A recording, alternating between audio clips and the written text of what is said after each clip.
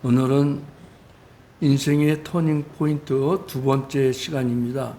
앞에 나온 화면에 보면은 이태석 신부라는 사람의 그림이 있습니다. 이태석 신부는 아프리카 오지인 남수단에서 의료 선교사로 선교 활동을 하다가 암으로 젊은 나이에 일찍이 돌아가셨습니다. 그 신부를 기념해 가지고 울주마 톤주라는 그 다큐 영화가 제작됐는데 TV로도 방영이 됐습니다. 많은 사람들이 감동을 받았죠. 한국의 슈바이처라는 그런 별칭이 있을 정도로 많은 사람들에게 그리스도의 복음을 전했습니다. 그 장면을 보면은 한센병 환자를 위해서 치료를 하고 또 그 지역은 신발을 신는 사람들이 별로 없습니다. 그래서 자동차 폐 타이어를 잘라가지고 그것으로 샌들을 만들어 신기는 장면이 나옵니다.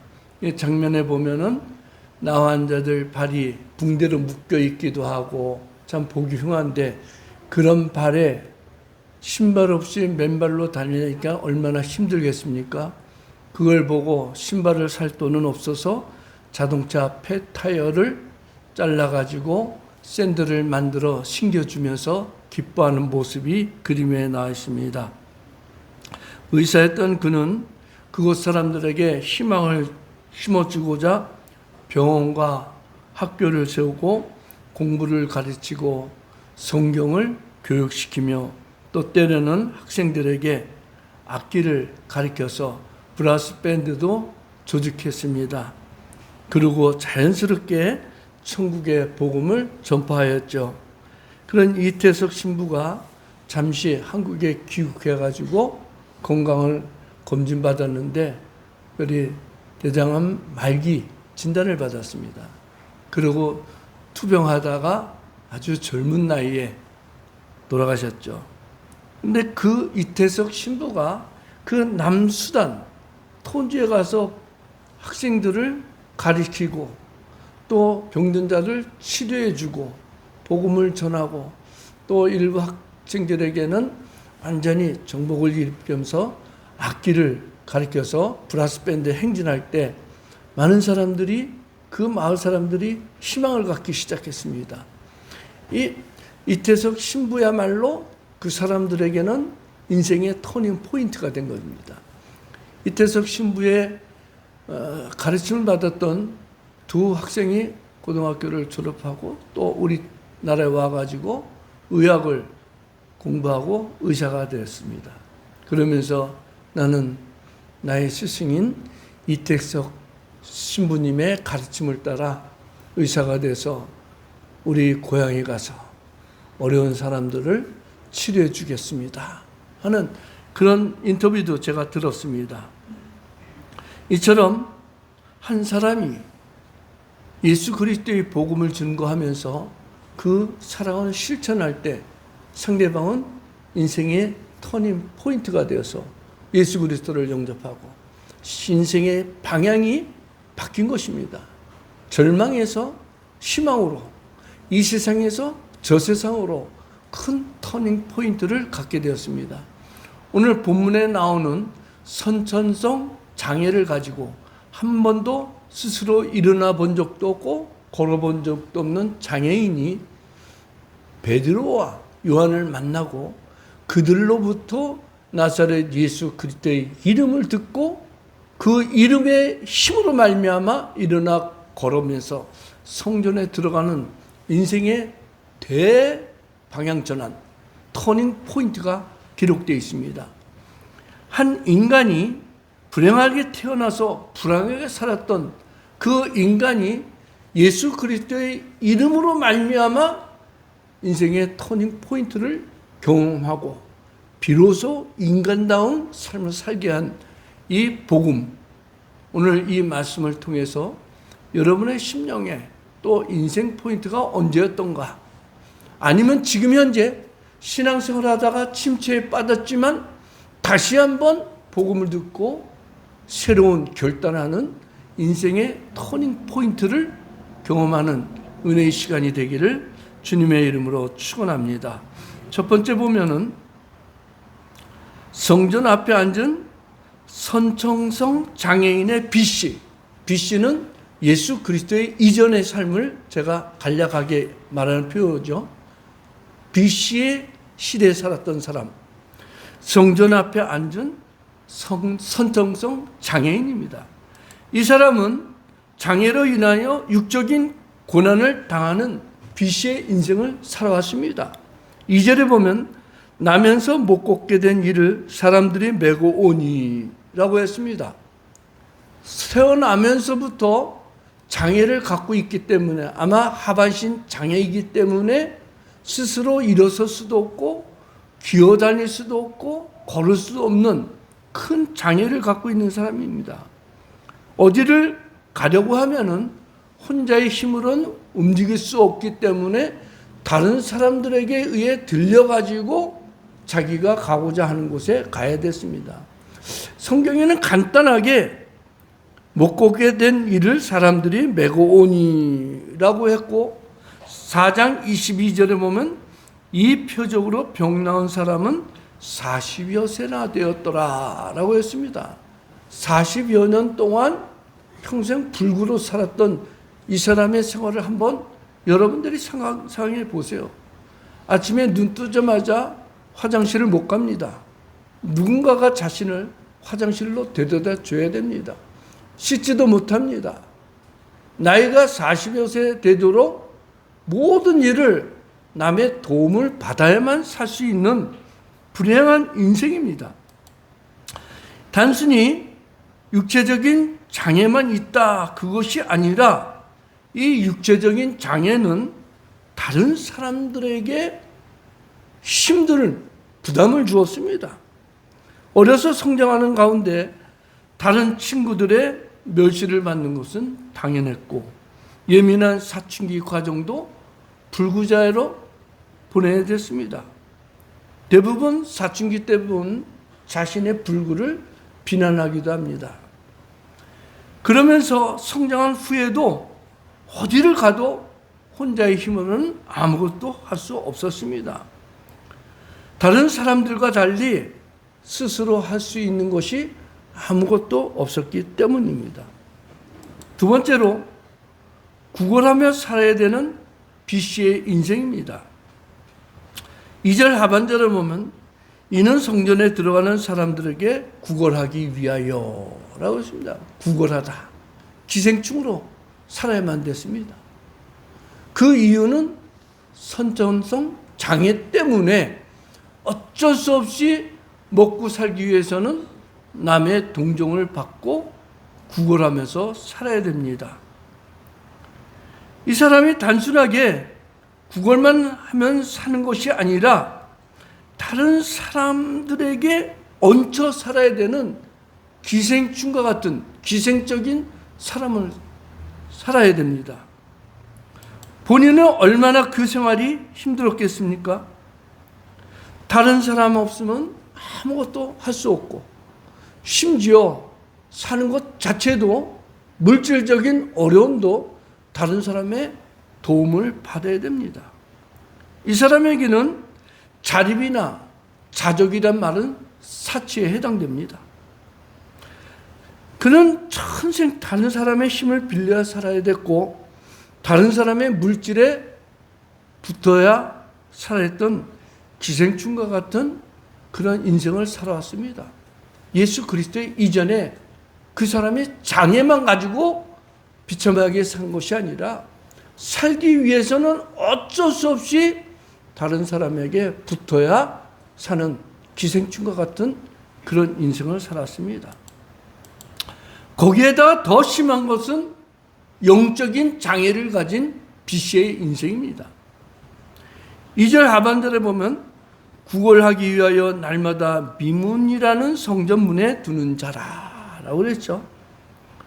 이 사람에게 있어서 성전은 하나님을 만나고 하나님의 은혜에 감사하고 제물을 드리며 찬송하고 말씀을 듣는 곳이 아닙니다.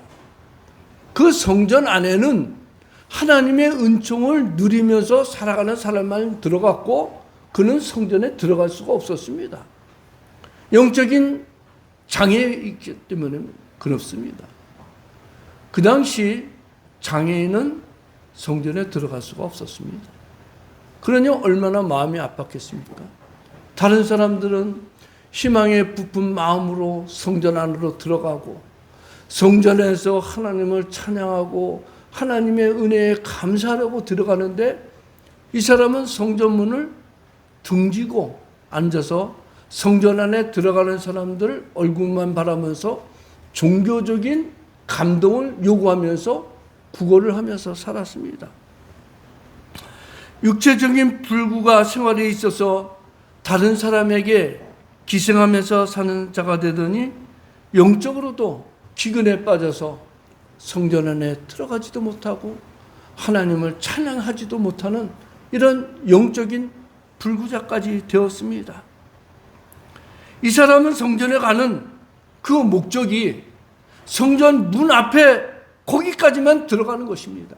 문 앞에만 가면은 자기는 인생의 새로운 방향으로 성전 안에 들어가는 사람을 등지고 살았습니다. 성전을 등지고 살았습니다. 결국 그의 영적인 모습은 하나님을 등진 자가 된 것입니다. 이러한 불구자의 모습은 실상 하나님을 떠난 죄인의 모습입니다.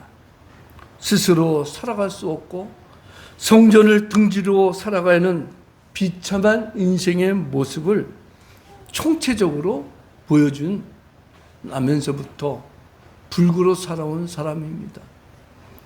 자기의 성장 과정 또 성장 후 40여 년 되도록 그는 성전에 들어가지도 못하고 성전을 등지고 성전 안에 들어가는 사람들 얼굴을 바라보면서 동정심만 유발해서 구걸하고 살아야 됐던 비참한 인생, 비씨의 인생입니다. 지금도 마찬가지입니다. 대형 교회 가보면은 형식적으로 예배당 안에 들어가서 형식적인 시간만 때우고 자기 만족을 누리고 나오는 사람들이 많이 있습니다. 어떤 목사님이 그래요. 현 시대 많은 교회 안에는 가라지가 많은데 목사님은 그것도 모르고 그 가라지에게도 영양분을 공급하고 있다. 참 비참한 교회가 되어버리고 말았습니다. 하나님의 은혜에 대해서 진정한 감사를 잊어버리고 단지 종교적인 생활을 해야 되기 때문에 주일날 교회 와서 1시간 예배는 드리고 가고 교회에서 무슨 행사를 하고자 하면 그거는 교회 안에 깊이 들어간 사람들에게만 해당되는 것이고 나는 관계없다. 나는 주일날 교회 와서 예배만 드렸기 때문에 내 할 도리는 다 했다. 그런 사람이 성전 안에 가라지입니다. 오래전 궁동에서 개척했을 때 어떤 성도를 전도해가지고 그분이 교회에 나왔습니다. 학습받고 세례받고 권찰되고 집사까지 되었습니다. 그러더니 언제부터 교회를 안 나오기 시작해요. 신방 가서 집사님 왜 교회 안 나오십니까? 했더니 하는 말이 제가 전도받고 집사 됐으니 전도받은 것에 대한 보답은 한 것이라고 생각합니다. 그리고 교회를 안 나와요. 완전 가라지 아니에요? 전도한 것에 대한 보답으로 교회에 출석했다는 거예요. 구원하고는 관계없이 나를 전도해서 교회를 데리고 왔는데 교회 다니다 보니까 교회가 생활이 재미는 있고 그래서 다녔는데 곰곰이 생각해 보니까 이제는 더 이상 보답해 줄 것이 없을 것 같아서 교회를 출석 안 한다는 거예요. 영적인 장애이죠. 그러나 이런 사람들이 알게 모르게 많이 있다는 것이 문제인 것입니다. 오래전에 미국에서 그렇습니다. 교회 출석하는 그 교인들에게 당신은 구원의 확신을 가지고 있습니까? 했더니 거의 50% 이상이 구원의 확신하고는 관계없이 교회에 출석한다는 거예요. 단순히 자기 만족으로 종교 생활로 인해서 교회에 다닌다는 것이죠. 우리 교단에 저희 선배, 우리 교회에서 부흥회도 인도했던 조용서 목사님 있죠. 그분이 젊었을 때 기자 출신이었다가 정치에 발을 들여놓습니다. 국회의원 보좌관 역할도 하면서 정치가로 성공하려면은 종교는 하나 있어야 되는데 그 종교 중에 가장 좋은 것이 기독교다. 그래서 교회에 출석하는 거예요. 그러다가 은혜 받고 모든 거 포기하고 목사님이 되셨죠. 정치인 중에 우리나라 국회의원 거의 3분의 2가 교회 다닌대요. 근데 실질적으로 교인다운 정치인은 없습니다. 전부 다 자기 만족, 자기가 속한 정당에 위해서만 정치 활동을 하지 진실로 나라와 민족의 미래와 장래를 위해서 국회의원 역할을 한 사람이 거의 없습니다. 지금 현재 민주당이 정책을 만드는 거 보세요. 그게 올바른 정책이라고 보는 건 없습니다, 저는. 그런데 그 정책을 법안을 통과시키기 위해서 혈안을 갖고 있는 사람들이 교회 장로들이에요. 안수 집사예요. 참 그 모습을 보고 참 하나님이 통탄하겠다 싶어요. 어떻게 나라의 미래를 바라보지도 않고 저런 막된 정책을 통과시키려고 혈안에 빠졌는지 참 한심해요. 결코 제가 볼 때는 그런 사람들은 거듭났다고 볼 수가 없어요. 정말 하나님을 두려워하고 하나님이 주신 사명을 깨닫는다면은 나쁜 법안이면은 노라고 자기 주장을 할 수 있어야 돼요. 나는 더 이상 국회의원은 안 할지라도 국회 선거에 정당에 출마 못할지라도 이런 나쁜 법안에는 나는 찬성할 수 없습니다. 이렇게 소신이 있어야 되는데 그런 사람이 한 사람도 없더라고요. 참 암울해요. 왜 그럽니까? 성전 안에 있는 영적인 불구작이기 때문에 그래요. 두 번째로 예수 그리스도의 이름을 주는 제자들. 세상의 소망이 여기 있는 거예요. 그래도 타락한 시대에 교회가 소망인 것은 예수 그리스도의 이름을 주는 그런 복음 전도자들이 있기 때문인 거예요. 이 예수 그리스도의 이름을 주는 제자들, 이 사람들은 습관적으로 기도를 합니다. 1절에 보면 제9시 기도 시간에 베드로와 요한이 성전에 올라갈 때라고 그랬죠. 당시 유대인들은 하루에 3번씩 기도합니다. 오전 9시, 12시, 오후 3시. 이 시간만 되면은 습관적으로 성전에 가서 기도를 하든지 아니면은 자기 집에서 기도하든지 좋은 습관을 갖고 있어요. 유대인들의 정통입니다. 전통. 좋은 전통을 가지고 있는데 베드로와 요한이 습관적으로 제9시 기도 시간에 성전에 올라가서 기도한다. 이처럼 기도는 그리스도의 이름을 전해줘야 되고 또 초대교회 핍박을 받는 그 시대에 신앙을 지키기 위해서 그리스도인이 무장해야 될 자세가 기도인 것입니다. 또 초대교회뿐만 아니라 우리나라의 초대교회 때도 그랬죠. 초창기 복음이 들어올 때 기도 참 많이 했습니다. 왜? 어쩔 수 없었거든요. 어제 인터넷에서 잠깐 검색하다가 박정희 대통령 시대에 우리나라가 얼마나 경제가 부흥됐나 그거 비교하는 도표가 있더라고요. 6.25 끝나고 나자 우리나라 국민소득이 $3였었는가? 그러다가 60년대 들어서자마자 79불로 올라갔습니다. 많이 올라간 건 아니죠. 그때 필리핀, 말레이시아, 싱가포르 이런 나라들은 우리나라보다 소득이 3배나 더 많았어요. 근데 지금은 우리가 3배나 더 많죠? 엄청나게 경제가 부흥된 거예요. 근데 그 당시에 아프리카의 가봉 그런 나라보다도 더 못 살았어요, 우리나라가. 근데 왜 이처럼 잘 살게 됐느냐? 전쟁 끝나고 사람들에게 교회는 소망을 심어줬습니다. 우리에게 예수 그리스도의 그 이름으로 하나님께 구하면 하나님이 이루어준다 해가지고 새벽마다 교회를 몰려고, 그 당시 통금이 시작되고 나서부터는 아예 11시에 모여서 새벽 기도 시작하는 4시까지 철야 기도를 합니다. 철야 기도는.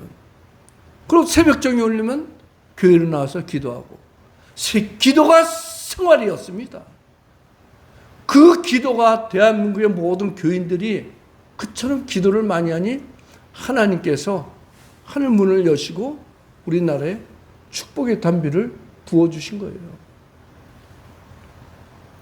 기도는 하나님의 그 약속을 성취받는 축복의 통로입니다. 초대교회 때는 기도하지 않고는 신앙을 지키기가 힘들었기 때문에 사도들은 더 많이 기도한 것입니다. 이러한 기도로 말미암아 예수 그리스도의 이름의 능력이 나타난 것입니다. 두 번째, 예수 그리스도의 이름을 주는 자들은 성전 중심의 신앙으로 살아갑니다. 3절에 보면 그가 베드로와 요한이 성전에 들어가려 함을 보고, 성전에 들어가는 자, 기도하러 성전에 들어가는 자, 하나님 중심입니다. 우리가 흔히 말하는 대로 하나님 중심, 자 앞에 한번 보세요. 뭐랑 붙어있죠? 하나님 중심, 성경 중심, 교회 중심인데 하나님 중심은 없어요. 내 생각, 내 방법으로 신앙생활하면 됐지. 하나님은 나 구원해 줬으면 그걸로 끝나고, 이 세상 살 때는 내 생각대로 내 방법대로 신앙생활 할 때니까 하나님은 내 생활에 간섭하지 마세요. 이런 생각으로 신앙생활하는 분들은 참 많습니다. 성경 중심? 성경 중심보다는 내 경험, 내 지식으로 살아가는 것이 나에게는 좋습니다. 교회 중심? 교회는 주일날 어쩔 수 없이 한 번만 가면 됩니다. 은혜라는 것이 없습니다. 마지못해서 교회 오는 거예요. 시간 되면 오늘 또 주일이네. 내가 할 일이 많은데 또 교회는 가야 될 시간은 됐고 어쩔 수 없이 교회 나옵니다. 참 불쌍한 영혼들이죠. 교회 오면서 얼굴이 밝아지고 소망이 있고 희망이 있어야 되는데 그런 게 없어요. 교회는 나에게 큰 무거운 짐이로다. 교회 안 나오면 행여 하나님의 천벌 받을 것 같아서 마지막에서는 오고, 이런 사람들이 많잖아요. 그런데 예수 그리스도의 이름을 주는 자들은 자발적으로 찬송하면서 성전을 들어가는 거예요. 예수 그리스도를 믿는 사람들의 특징은 입에서 틈만 나면 기도를 하고 틈만 나면 하나님을 찬양해요. 그러면서 무슨 일이 있으면 성전으로 올라가죠. 성전에 가서 기도하려고. 지금의 교회당, 예배당입니다. 하나님을 만나고, 하나님은 어디든 계시지만 정말 내 문제를 간절히 하나님께 구할 때는 교회 와서 기도하는 거예요. 세 번째로, 나사렛 예수 그리스도의 이름으로 문제를 해결하는 사람. 6절에서 7절에 보면 베드로가 이르되 은과 금은 내게 없거니와 내게 있는 이것을 내게 주노니 나사렛 예수 그리스도의 이름으로 일어나 걸으라 하고 오른손을 잡아 일으키니 발과 발목이 곧 힘을 얻고. 성전을 등지고 있는 이 장애인은 항상 성전 안에 가는 사람, 들어가는 사람들 얼굴을 바라보면서 눈이 마주치면은 불쌍한 나를 동정해 주소서. 하나님의 자비하심으로 나를 불쌍히 여기소서 하고 구걸을 합니다. 베드로와 요한이 기도하러 성전에 들어가자 그것을 보고 또 동정심을 유발합니다. 불쌍한 나를 바라보소서. 왜? 하나님은 율법에 가난한 자들, 고아와 과부들을 돌보라고 했기 때문에 당신이 신앙생활을 잘한다면은 나에게 적선을 해줘야 되는 것 아닙니까? 이런 식으로 종교적인 구걸을 하는 거예요. 그때 베드로가 뭐라고 합니까? 은과 금은 내게 없거니와. 없지요. 오직 복음을 전하기 위해서 모든 것을 다 드렸으니까 자기의 시간, 건강, 예수 그리스도를 증거하기 위해서 살아가니까 돈 벌 시간은 없죠. 돈 벌 틈도 없고 돈 벌 재주도 없죠. 은과 금은 없지만 내가 가지고 있는 것을 너에게 주노니 곧 나사렛 예수 그리스도의 이름으로 일어나 걸어라! 이것이 교회의 힘 아닙니까? 나사렛 예수 그리스도의 이름으로 일어나 걸어라. 너는 지금 육체적인 장애로 구걸하고 살고 있지만 정작 너에게 필요한 것은 구걸해서 먹고 살아야 되는 돈이 아니라 남들에게 요구하는 동정심이 아니라 너야말로 나사렛 예수 그리스도의 이름이 필요한 사람 아니냐? 내가 가지고 있는 것은 돈이 없다. 내가 가지고 있는 것은 나사렛 예수 그리스도의 이름이다. 그 이름으로 너에게 명령하는 일어나 걸으라. 그리고 그 장애인의 손을 잡고 일으키자 발에 금방 힘을 얻고 일어나서 뛰었습니다. 이것이 교회의 힘입니다. 그런데 현 시대 과연 교회가 지금도 교회가 예수 그리스도의 이름을 주는 힘이 있는가? 타락한 세상을 보고 담대하게 예수 그리스도의 이름으로 제발 불법을 하지 마세요 하고 외칠 힘이 있는가? 한때 우리나라 정치가 독재로 빠져갔을 때 교회는 외쳤습니다. 우리나라 정치가 좌편향될 때, 우편향될 때 교회는 한 목소리를 냈습니다. 왜? 나사렛 예수 그리스도의 이름으로 하나가 되었습니다. 그런데 지금은 나사렛 예수 그리스도의 이름을 전하는 것이 아니라 나사렛 예수 그리스도의 이름을 숨겨버렸습니다. 교회의 기능을 발휘하지 못하고 있습니다. 중세시대 때 교회는 타락했습니다. 어느 정도 타락했느냐? 면제부라는 곳, 베드로 성당이 크큰 성당을 짓다 보니 돈이 부족해가지고 교황청에서 생각하기를 면제부를 팔자. 그러면 엄청나게 많은 돈이 들어올 것이다. 그 돈으로 베드로 성당을 우리가 아름답게 지어서 하나님께 드리자. 면제부를 팔기 시작했습니다.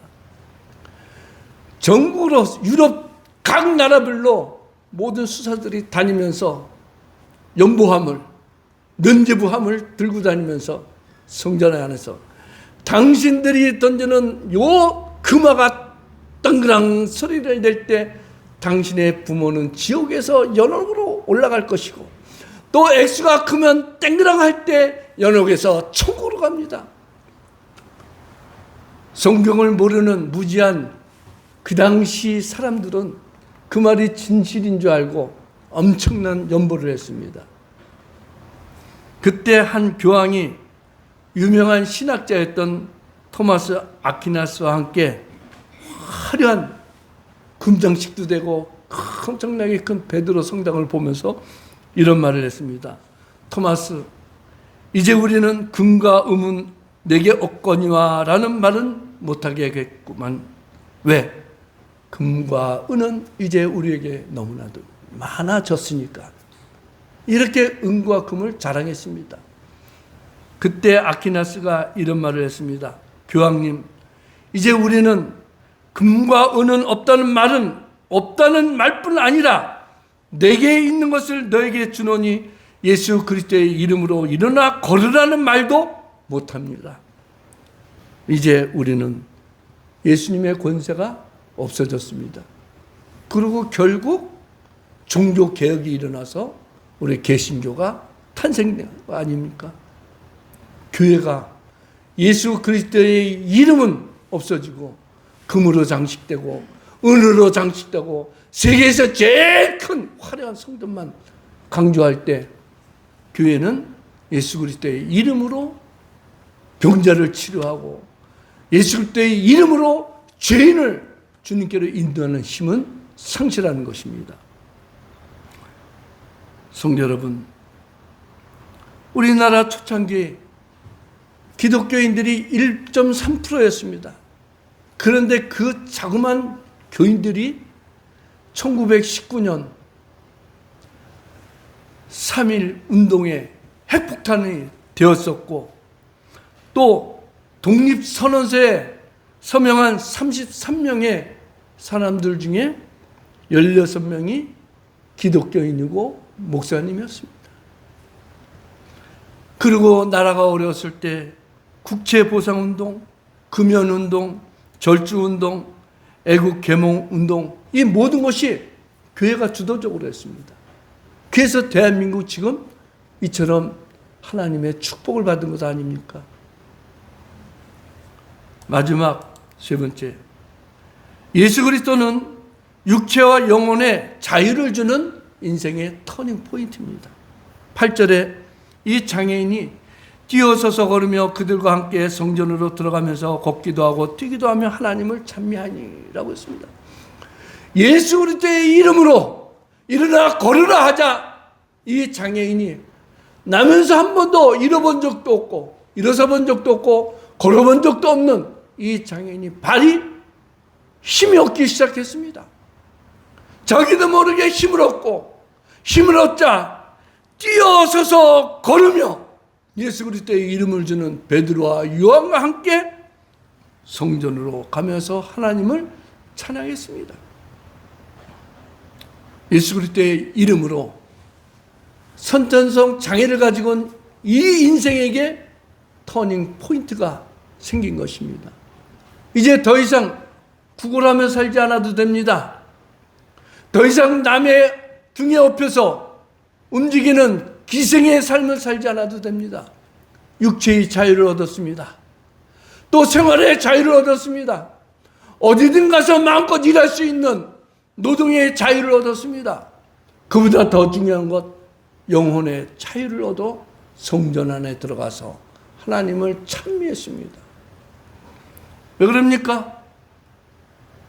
여지껏 불구로 살아왔던 BC의 인생이 사도들을 통해서 예수 그리스도의 이름을 받고 그 이름으로 일어나 걷고 그 이름을 믿은 결과 그의 인생은 AD 주후로 바뀌어서 성전 안에 들어가면서 하나님을 찬미하는 인생으로 대변혁이 일어난 것입니다. 사랑하는 성도 여러분, BC의 인생과 AD의 인생은 너무나도 차이가 있습니다. BC의 인생은 불구자요, 가난한 자요, 거린이요, 성전을 등지고 살고 남의 동정심만 유발했지만 예수 그리스도를 믿고 난다면 스스로 일어나 걷고 성전을 향해서 하나님을 찬양하면서 성전 안으로 들어가는 영적인 부유를 누리게 되었습니다. BC와 AD 사이에 예수 그리스도의 이름이 있습니다. 그 예수 그리스도의 십자가는 죄인을 구원하고 그 예수 그리스도의 십자가 부활은 하나님의 자녀로 인도해 주십니다. 기도하겠습니다.